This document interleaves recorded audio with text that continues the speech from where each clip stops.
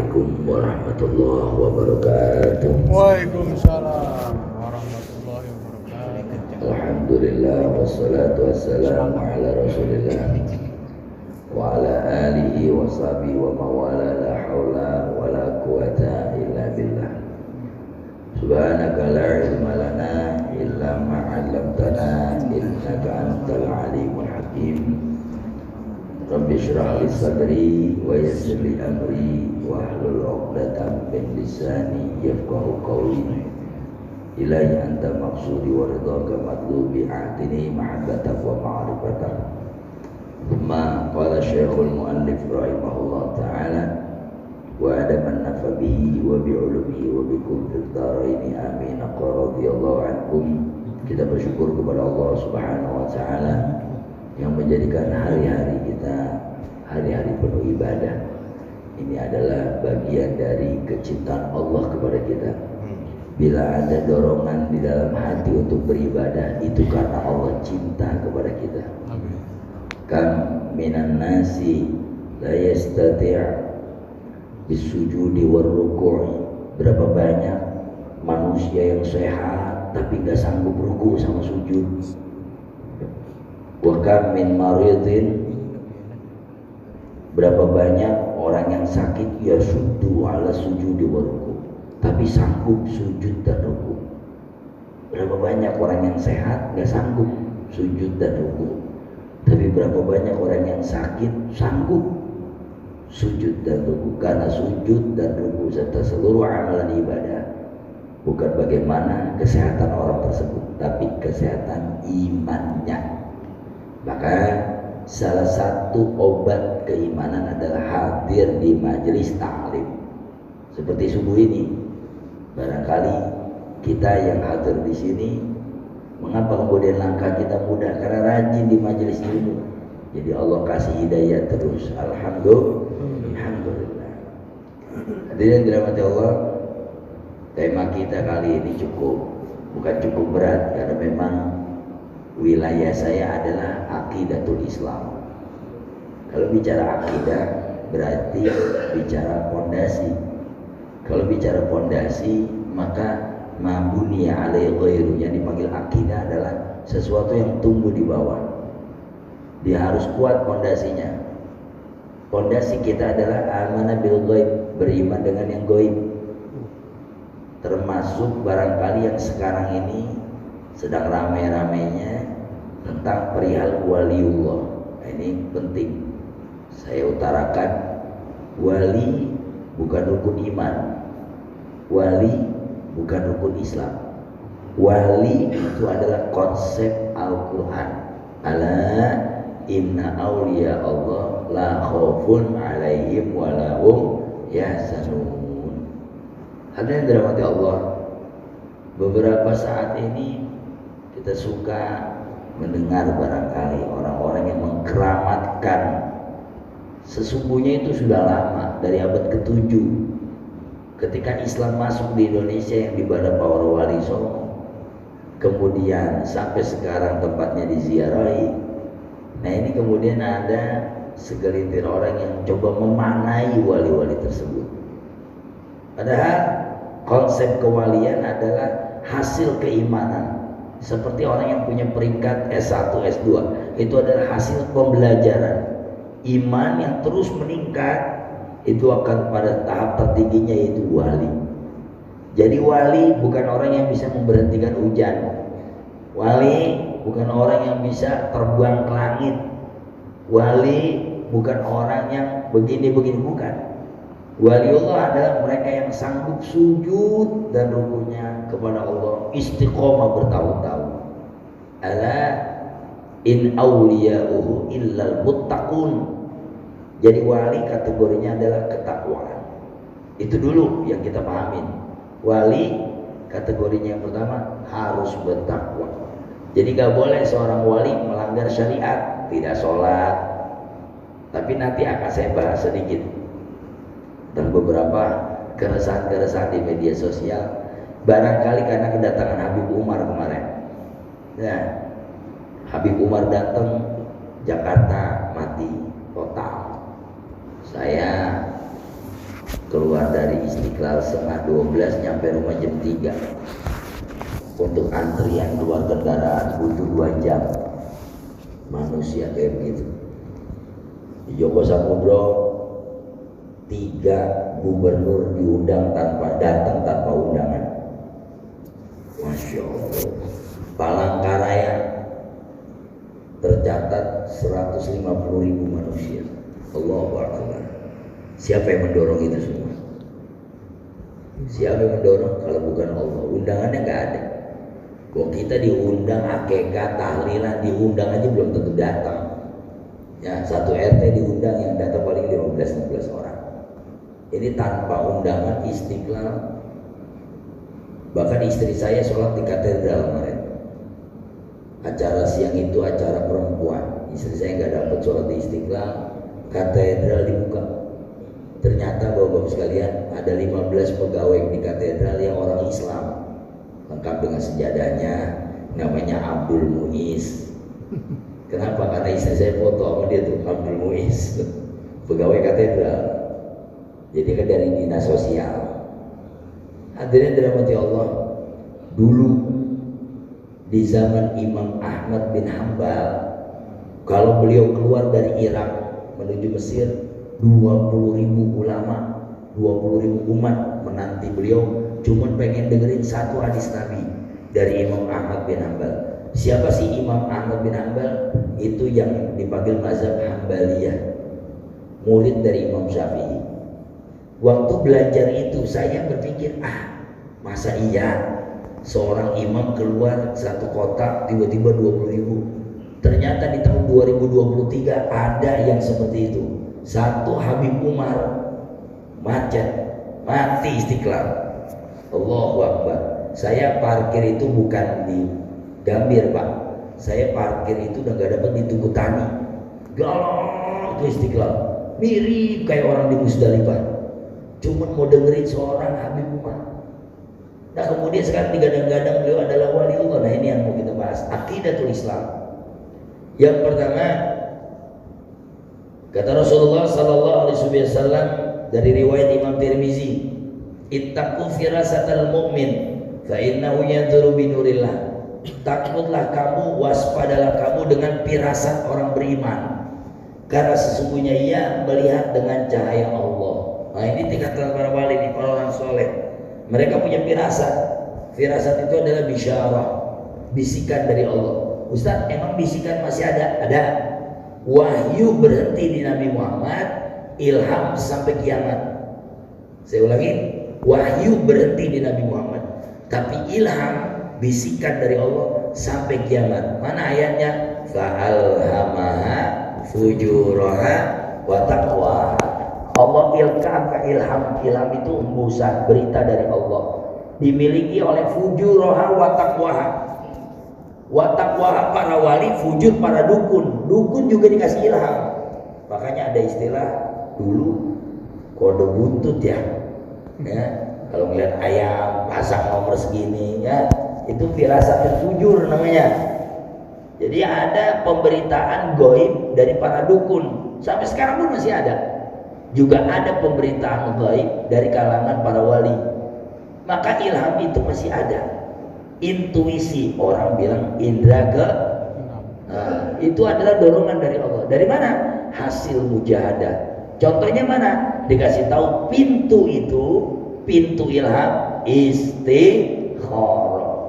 Bila kau punya 2 perkara, Medan Jakarta, sulit menentukan, sholat 2 rakaat, istikharah, minta sama Allah, Medan atau Jakarta.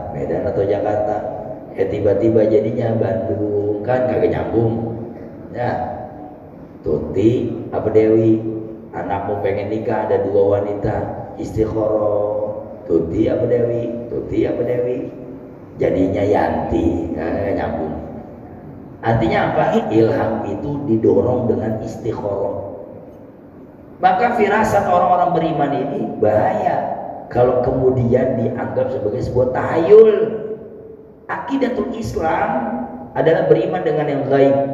Kegaiban termasuk para wali. Wali itu gaib. Maka kita mencoba dulu nih. Ada Ada seorang ustadz viral di YouTube ngomong, "Apa itu Sunan Kalijogo? Masa jagain kali jadi wali?"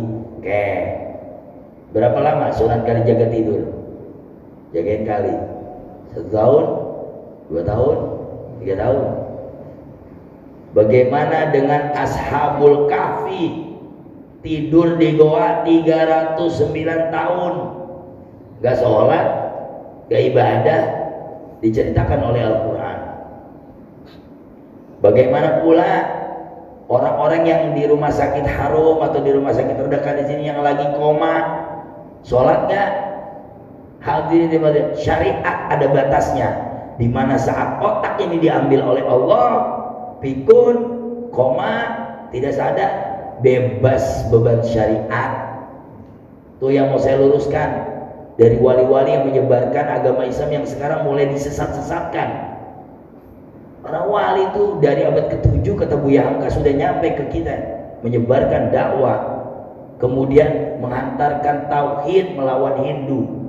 Subhanallah, tiba-tiba orang sekarang berani menyesatkan. Ini yang saya mau hantarkan. Apakah betul Sunan Kalijogo itu ninggalin syariat? Wong dia saja ditidurkan. Bapak-bapak, kalau bapak-bapak dalam keadaan tertidur yang tidak ada yang membangunkan, maka lepas beban syariat. Cuman kalau anak-anak kita bukan tidur gak ada yang bangunin, emang minal kebluki, tidurnya emang kebluk ya. Udah dibangunin bisa kebluk aja ya. Itu sih bukan wali, itu walinya syaitan. Sekarang goa Ashabul Kahfi 309 tahun dikejar di zaman Nabi Musa oleh pemerintah yang zalim, masuk ke goa, tidur di goa. Wa hum rukun wa nuqallibuhum dzatal yamini wa dzatal shimal. Ada satu lagi, wa qalbuhum basitun bil wasya wa qalbuhum basitun dhira'i bil wasit lawit talata alaihim lawalaita minhum firara walamulita minhum ru'ba. Ashabul Kahfi, coba lihat surah Kahfi tadi kemarin siang baca kan, itu sampai wakal buhum, dan anjing mereka, Allahu Akbar, sampai faza bikal bin Ashabul Kahfi wa kaifa antum bi ashabin nabi. Beruntung anjing ngikutin Ashabul Kahfi, beruntung nanti dia masuk surga tuh anjing. Bagaimana Anda pengikut Nabi Muhammad sallallahu alaihi wasallam? Maka kata-kata zira'i bil wasit, nah aku mau jelasin dulu. Anjing Ashabul Kahfi itu disebutkan dalam suratul Kahfi zira'i bil wasit, meletakkan dua tangannya itu seperti ini. Maaf, kalau anjing kan jaga tuannya begini nih ya, zira'i, yang kelihatan tulang belulangnya itu tuh. Ketika gua Ashabul Kahfi buka, mereka lihat tulang belulang anjingnya lagi begini. Maka Imam Nawawi tidak membolehkan sujud seperti anjing Ashabul Kahfi. Allahu Akbar, ini kagak boleh nih, karena ini seperti apa tadi? Seperti anjing, maka harus diginiin ya. Jadi kasih tahu anak-anak kita yang sujudnya masih begini nih, Allahu Akbar. Ada sebagian sujud di atas tangannya, Allahu Akbar ya. Saya masih sering perhatiin begitu, Bu. Jadi nggak boleh seperti anjing ya. Kalau anjing kan seperti ini, maka kita seperti ini. Nah, gitu. Ini pelajarannya ya. Banyak kayak begitu masih. Kalau banyak begitu sentil aja. Itu kal di Ashabul Kahfi. Itu seperti anjing Ashabul Kahfi. Kami Imam Nawawi diomelin. Bahkan sama Rasulullah, "Iza kana fi sujud", kalau kalian di dalam sujud maka angkat tanganmu. Tuh. Kecuali ibu-ibu. Annal mar'ata warijal, perempuan dan laki-laki beda dalam gerakan sholat. Kalau laki-laki kudu mengang hatta zira, dia mengkangnya hatta zira ya, lebih dari zira boleh. Kalau perempuan jangan mengkang-mengkang ya. Kenapa? Jelek dilihatnya. Kemudian kalau sujud perempuan beda, pokoknya perempuan itu beda. Nanti ada fikih khusus perempuan ya, jangan disebut di sini. Ini bapak-bapaknya penasaran tentunya, nanti saja ya kita bikin privat khusus Sebab, sebab bahasa. Oh iya ibu, kalau sujud mukenanya nutupin muka nggak? Nah, jangan, batal itu. Misalnya ini mukena Allah, nah mukenanya gini nutupin tempat sujud, maka itu batal. Karena dalam sujud tidak boleh ada bagian yang tertutup. Hatta pakai cadar. Wah, perempuan-perempuan yang pakai cadar, buka cadarmu ketika sholat. Kenapa kau halangi wajahmu dari Allah? Oh, ya, coba baca 4 mazhab. Benar nggak kalau sholat pakai cadar? Tawaf buka cadar, sa'i buka cadar.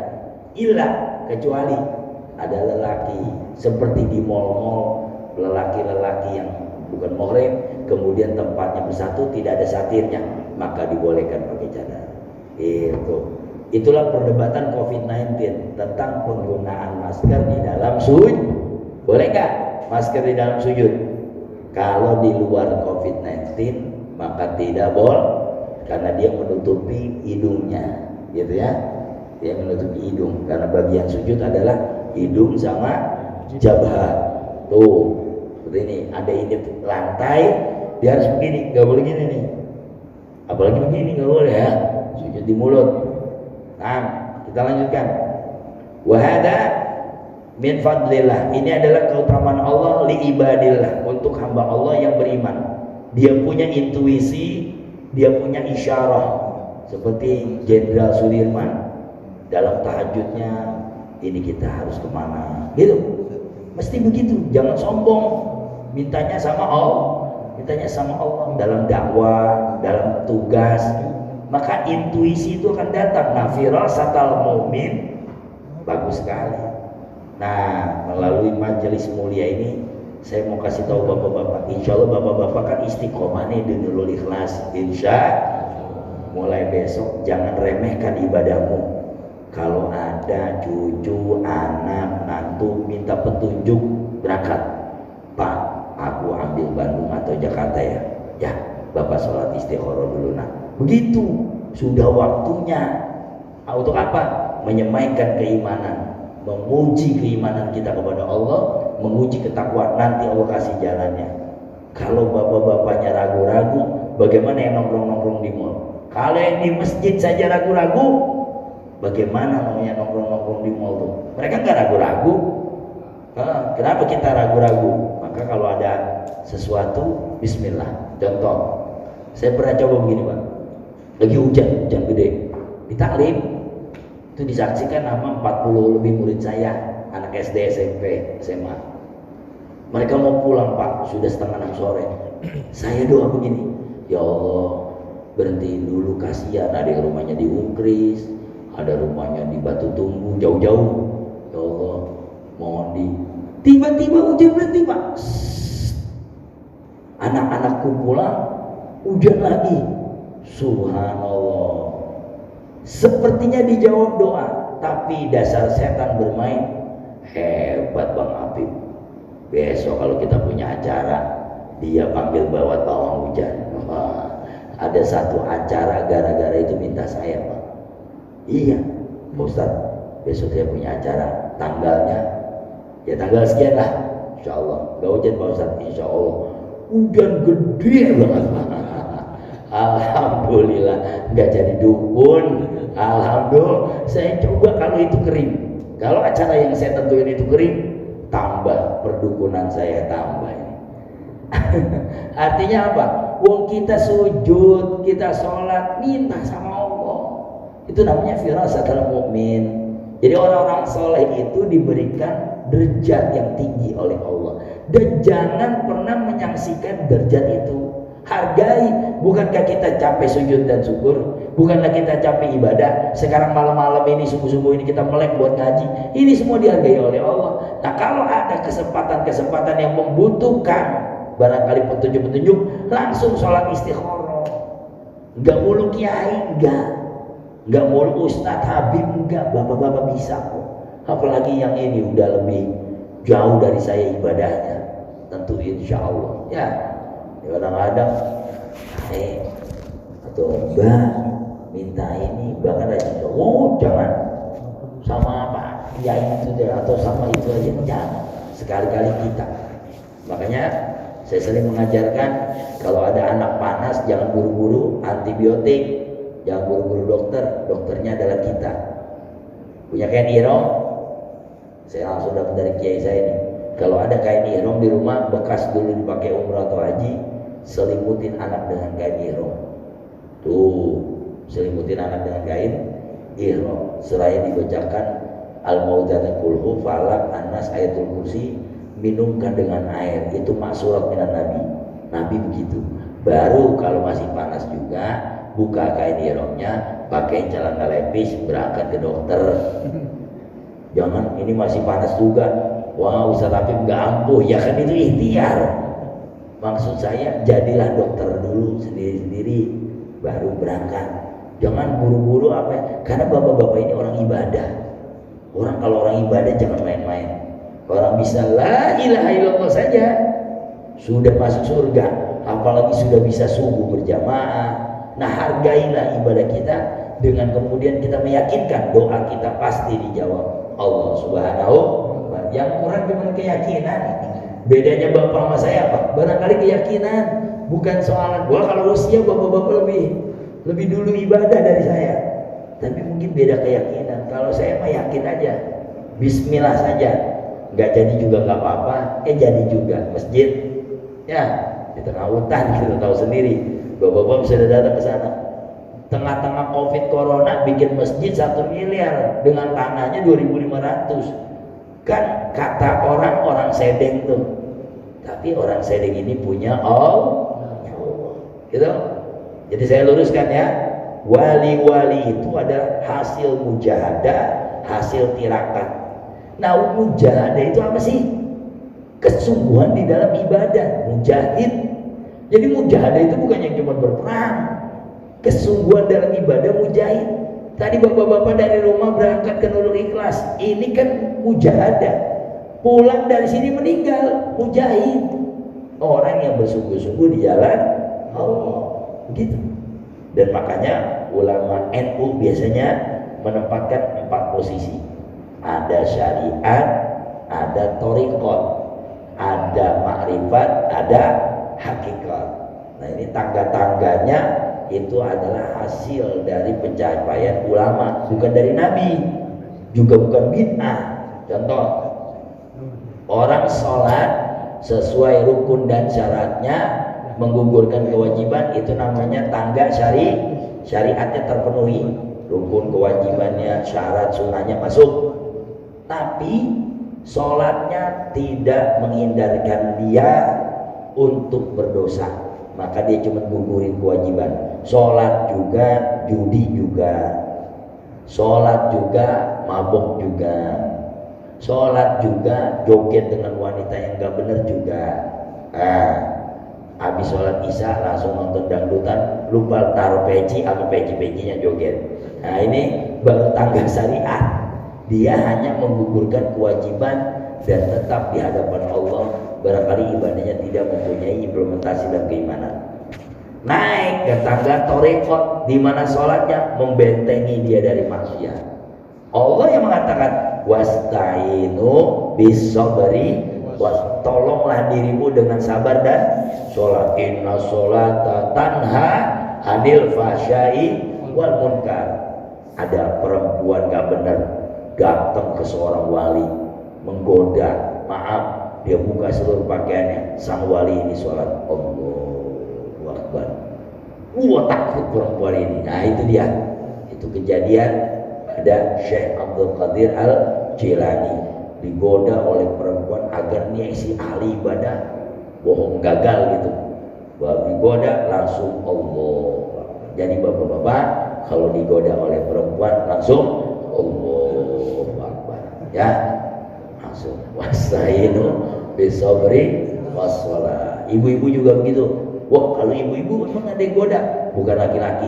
Biasanya ibu-ibu digoda oleh harta. Jadi kalau ke mall segera banyakin sholat biar gak banyak belanja. Itu ada godaan setan ya. Allahu Akbar. Sebelum ke mall sholat duha dulu ya. Jadi sholatnya menghalau segala kemaksiatan. Itu tingkat thariqat. Zikirnya bukan sekedar memutar tasbih, mengisi kekosongan waktu untuk takarrub. Nah, itu tingkatan thariqat. Tadi kita nih, Pak Imam baca subhanallah, subhanallah, subhanallah, subhanallah. Itu juga thariqat. Thariqat itu adalah jalan Nabi menuju Allah. Banyak jalannya. Ada jalan sedekah, Yusuf Mansur dan rombongannya itu katanya. Ada jalan misalnya hakikat lewat zikir, rombongan misalnya Mbah Sopo di Tasikmalaya, Abah Anom, la ilaha illallah, zikir la ilaha illallahnya bikin 1000 pemabok tobat. Ada jalan zikir seperti Arif inilah. Ada juga jalan pekerja, Safi Antonio, ekonomi Islam, itu juga thariqat. Bagaimana memberdayakan yatim yang dulunya disumbang, sekarang yatim itu keluar zakat, kedatangan yatim diberdayakan, itu juga thariqat. Jadi thariqat itu semua jalan. Bapak-bapak berperang di jalan Allah juga thariqat. Thariqat itu adalah jalan menuju Allah. Bukan berarti thariqat itu berpakaian imamah, bergamis, putar tasbih, pakai tongkat. Bukan. Kalau itu mungkin thariqat secara keorganisasian, seperti kalau di Brebes ada jamiyahnya tuh namanya Tijaniyah Soleh Basalamah di Brebes. Kemudian ada jadi Thariqat Al-Idrisiyah di Kuningan. Kemudian di Pasuruan ada Syaziliyah. Nah, itu thariqat-thariqat itu hasil pencapaian ulama kepada Allah, ditularkan melalui murid-muridnya. Saya sendiri punya thariqat. Siapa? Kiai Nur Ali itu kan pahlawan nasional. Waktu perang Belanda itu beliau turun tuh ya, dipanggil Singa Kerawang Bekasi. Apa thariqat beliau? Thariqat beliau teh setiap ba'dal maghrib sama ba'da subuh baca Yasin 40 kali. Sanggup?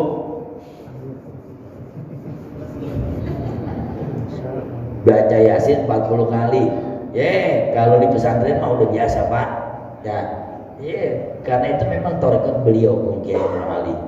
Beliau menyertakan Allah di dalam laskar Hizbullah. Coba cek dalam pelajaran sejarah kota Bekasi itu, kiai kami itu berthariqat, ya. Jadi menyertakan Allah di dalam peperangannya. Itu makanya perang dulu menang, ya. Pangeran Diponegoro, siapa lagi, banyak Pangeran Antasari. Mereka menyertakan Allah di dalam peperangannya. Mereka menggunakan thariqat. Jadi thariqat itu nggak melulu dibaiat oleh mursyid. Jadi Nurul Ikhlas ini punya thariqat. Thariqat apa? Ahlussunnah wal Jamaah. Mana thariqatnya? Nih, subuh, Sabtu, ngaji. Ini thariqat, Pak. Makanya yang tidur berarti nggak ikut thariqat nih, ya.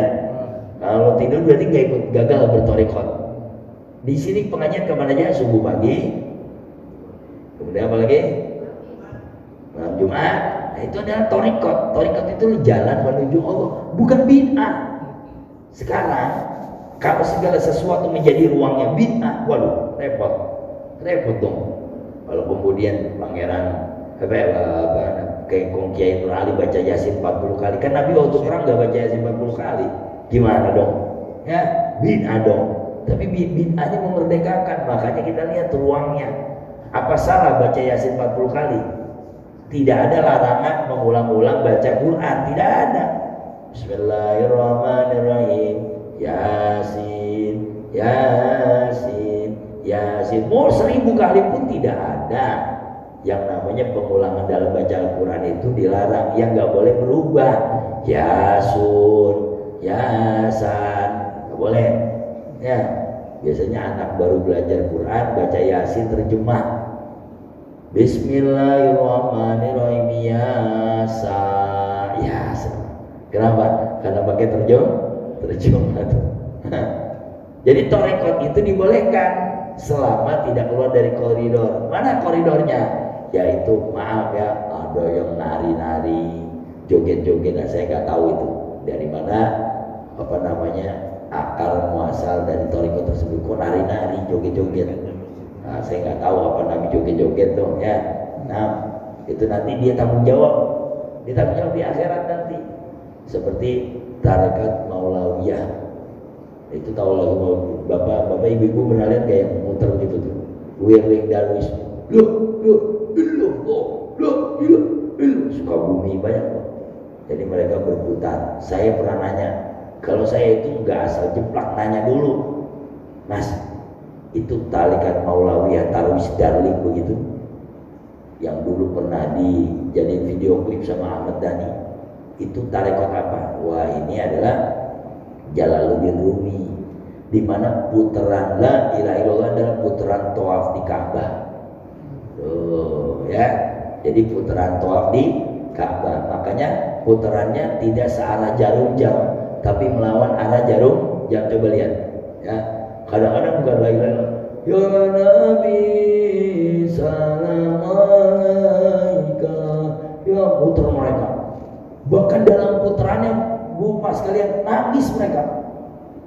Ternyata katanya ad-dunya duror, apa yang dipanggil dunia ini adalah permata bagi mereka yang dapat putaran tauhid, putaran zikir. Oh begitu, ya silakan saja muter-muter begitu.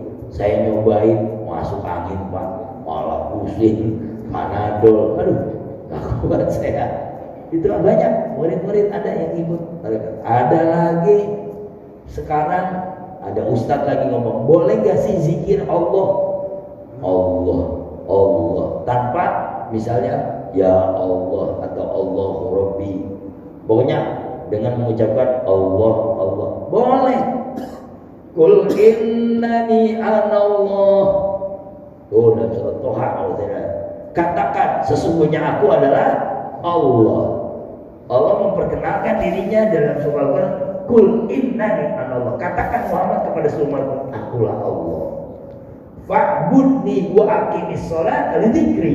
Nah lihat, beribadahlah kepadaku dan dirikan sholat untuk mengingatku. Mendirikan sholat artinya berdiri tegak. Sama mereka yang berzikir dalam keadaan diri tegak, selain mengucap Allahu, Allahu dibolehkan. Nanti Allahunya tinggal domirhu, Allahu, Allahu, Allahu, Allahu, lama-lama hu itu artinya dia.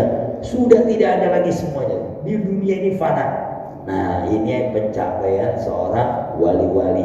Itu dibolehkan nggak? Boleh, selama zikirnya nggak ninggalin sholat. Nah uniknya, saya pernah temuin majelis tarekat pada nggak sholat. Nah itu dia, pada maghrib Allahu, Allahu, lewat isya sampai jam 10 ngopi. Jadi sholat isyanya enggak tuh. Nah ini zikir keblinger namanya. Itu bukan Allahu, Allah ngopi ya. Na'udzubillah min dzalik. Maka kita harus pahami. Nah sekarang ini siapa yang punya otoritas terhadap tarekat-tarekat? Kalau Anda tidak suka terhadap tarekat, silakan ngadu ke Jamiyah Jatman punyanya Habib Lutfi Pekalongan. Beliau punya otoritas tarekat itu. Itu. Nah kita sudah punya tarekat Nurul Ikhlas. Apa? Subhanallah 33 kali, Alhamdulillah 33 kali, Allahu Akbar 33. Habis ini kita sholat suruh 2 rakaat. Jadi tarekat kita adalah tarekat Nabi Muhammad Sallallahu Alaihi Wasallam. Yang gurunya bebas, ya, gurunya bebas, zikirnya tidak terpakuannya Allahu dan lain sebagainya. Nah ini adalah bentukan bagaimana tarekat. Nah kalau sudah sampai pintu tarekat, masuklah pintu ma'rifat, mengenal Allah. Kalau sudah sampai pintu ma'rifat, maka masuklah pintu hakikat. Ma'rifat dan hakikat akan kita dapati di akhir. Nanti di akhir, kapan? La ilaha illallah. Saat sakaratul maut, itu adalah pintu hakikat. Ya Allah. Saya baca di dalam sebuah nutqah di sini, wa nutqus syahadah, ucapan la ilaha illallah, la yuhda, tidak diberikan kecuali orang-orang yang mengamalkan Islam mundu zaman, sepanjang masa. Jadi gak mungkin maling mati la ilaha illallah kalau tidak ada ketaatan di dalam hatinya. Tidak mungkin orang mabok bisa la ilaha illallah. Ingat, la ilaha illallah adalah hadiah buat orang yang setiap saatnya ibadah. Ya Allah. Jadi kita berharap mudah-mudahan kita di akhirnya mendapat la ilaha illallah. Gimana caranya? aksiru min qauli la ilaha illallah. Perbanyak kalimat la ilaha illallah ya. Nyuci motor, nyuci mobil, la ilaha illallah tuh ya. Nyuci burung, la ilaha illallah, la ilaha illallah. Ibu nyuci piring, la ilaha. Kalau di kamar mandi nggak boleh. Ini kalau piringnya di luar kamar mandi, la ilaha illallah. Nimang cucu, la ilaha illallah. Jadi kesandungnya, la ilaha illallah. Tuh hebat ya. Kegencet itu astagfirullah. Jadi Allah sebutannya karena aksir min qaul, karena kebiasaan menyebutnya, sehingga apapun sebutannya adalah Allah. Masya Allah. Itu adalah hadiah dari Allah.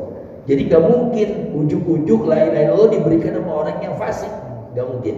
La ilaha illallah adalah hadiah Allah untuk orang berikhlas yang istiqomah. Insya Allah. Yakin gak kita la ilaha illallah nanti? Pasti harus ya. Yakin karena Allah bersama kita. Buktinya apa? Nih kita sanggup bangun itu karena Allah membangunkan kita. Kita mau ngaji.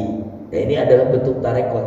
Maka tarekot yang saya ajarkan adalah pendekatan kita kepada Allah sesuai kemampuan kita. Kenapa bapak-bapak nggak saya ajarin tarekot seperti Sazira? Saya punya pak. Kalau bapak mau tanya, Ustaz punya baiat tarekot? Ada. Bapak mau apa? Naksabadi Qodari? Ayo. Kayak di Al-Masturiyah, Cisaat, Sukabumi. Saya ada ijazahnya. Habis subuh 1.500. Loh, kalau mau saya kasih. Murid saya bawa pak. Anak Jatiwaringin saya bawa ke Cisaat, pesantren Al-Masturiyah. Anak santri itu jam 6:30 baru keluar karena baru kelar zikir la ilaha illallah. Saya bawa anak-anak. Waktu itu kita ke arah Cilumpang, cuman nginepnya di Al-Masturiyah. Karena ada alumni, yuk kita ke Cisaat, tempat Kiai Mas Turo. Sampai malam di situ, pas subuh, coba yuk zikirnya ikutin. Masya Allah, ya. Kan anak santri biasanya disempret pak kalau tidur, pakai kispray. Itu anak-anak Jatiwaringin disempret semuanya pak. Aduh, saya bukan santri, bukan santri. Udah terlanjur disempret tanggung lah. Jadi 1.500 habis subuh. Sampai sekarang coba cek no ke Kiai Mas Turo Cisaat Sukabumi. Kalau di Banjar ada namanya Al-Islah. Banjar, dulu juga ke sana. Beliau itu biasanya habis subuh talaki Quran.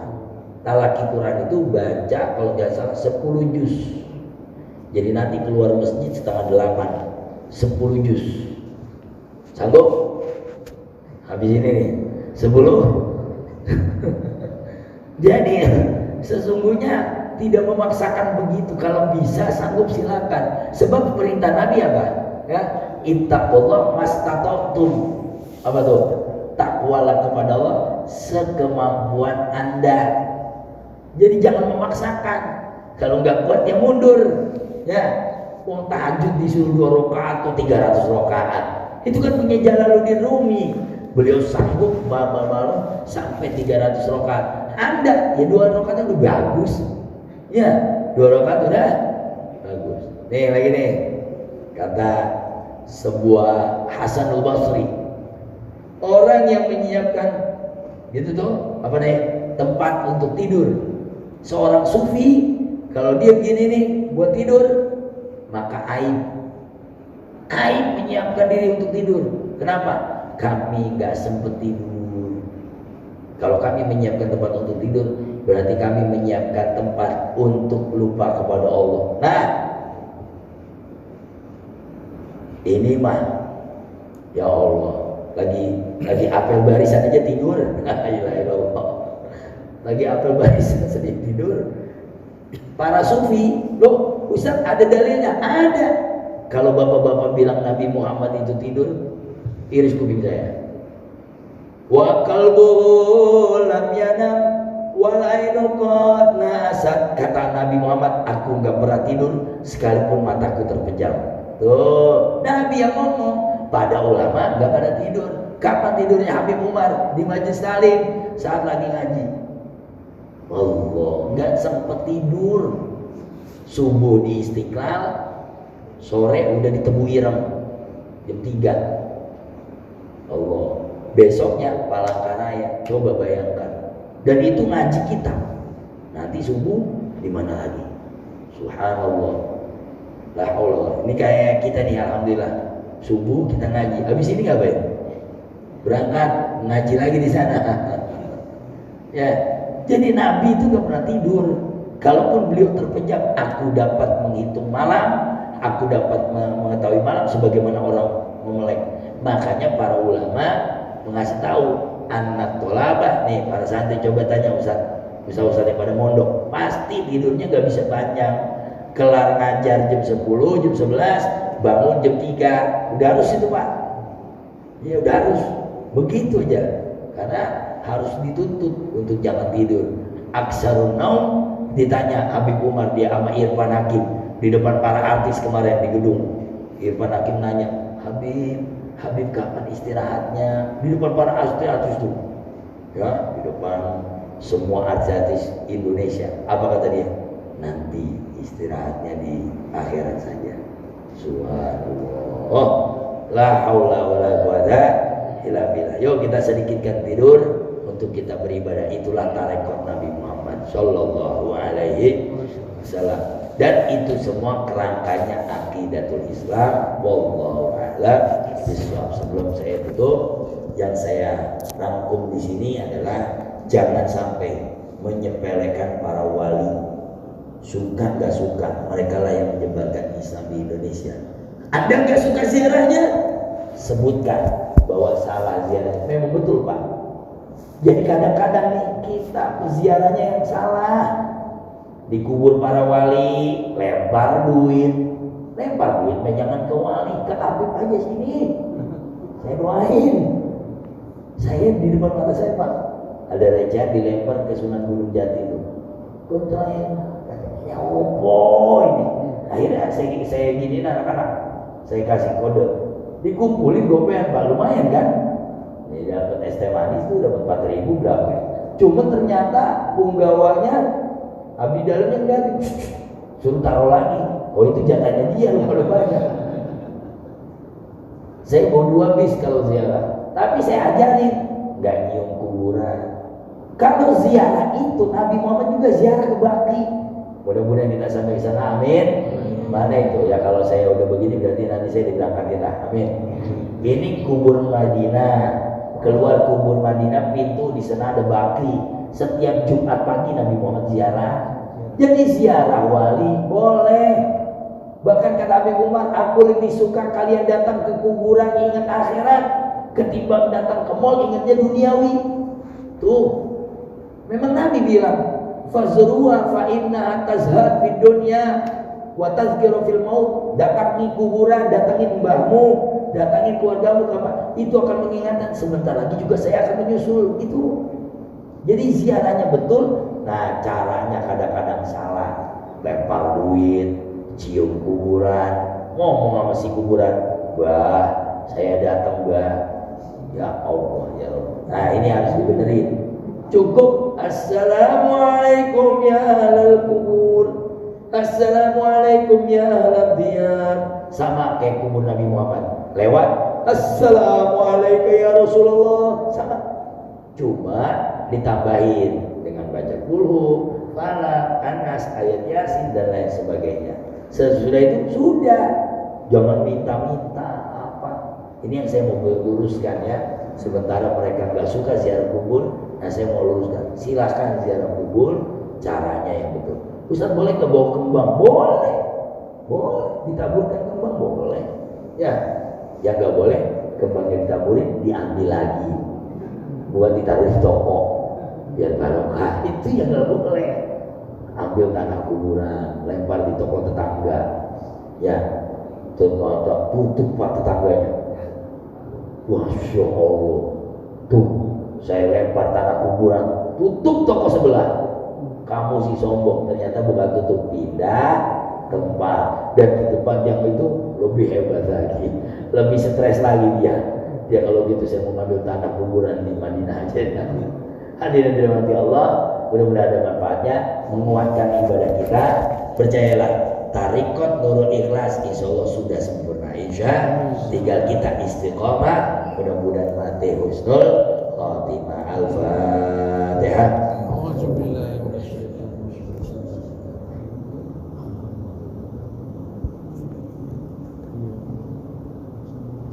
Astaghfirullah Rabbal baraya, astaghfirullah minal khataya, Rabbi zidni ilman nafi'an wa